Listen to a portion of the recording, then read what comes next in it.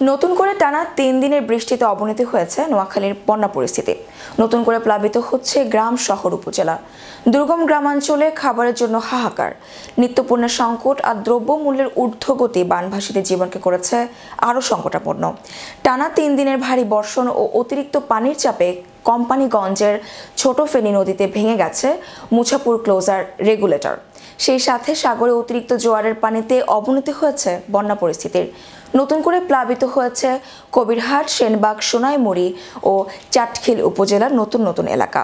বৃষ্টিতে পানি আরও বেড়ে যাওয়ায় দুর্গম গ্রামে পৌঁছায়নি সরকারি কোনো ত্রাণ।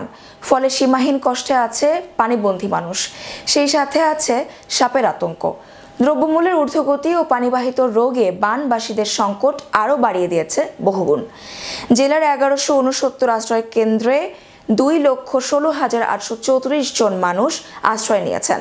ডায়রিয়া রোগে ২৫৭ জন ও সাপের কামড়ে ৭১ জন সদর হাসপাতালে ভর্তি আছেন। জেলায় এ পর্যন্ত পানিতে ডুবে ও বিদ্যুৎস্পৃষ্ট হয়ে ৮ জনের মৃত্যু হয়েছে। জেলা আবহাওয়া অফিস জানায়, আগামী ৪৮ ঘন্টায় বঙ্গোপসাগরে আরেকটি লঘুচাপ সৃষ্টি হতে পারে।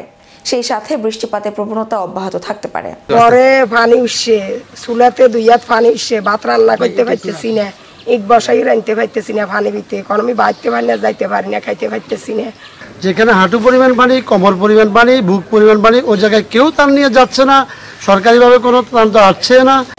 প্রত্যেকটা বাড়িতে যাওয়া যাচ্ছে না, কোমর পর্যন্ত পানি, কোথায় হাঁটু পর্যন্ত পানি। লোক খুব দুর্ভোগ অবস্থায় আছে। এখানে কোনো সরকারিভাবে ত্রাণ সামগ্রী এ পর্যন্ত আমাদের এই এলাকায় কেউ পায় নাই। চতুর্দিকে পানি, ভয়াবহ সাপ, দেখি সারা রাত জাগন থাকি, ঘুম আসে না। পরে বাড়িতে এক কোমর পানি, মহিলাদের খুব কষ্ট হয়, এই ভিতরে বাচ্চাদের বিভিন্ন রকমের রোগ দেখা দিচ্ছে।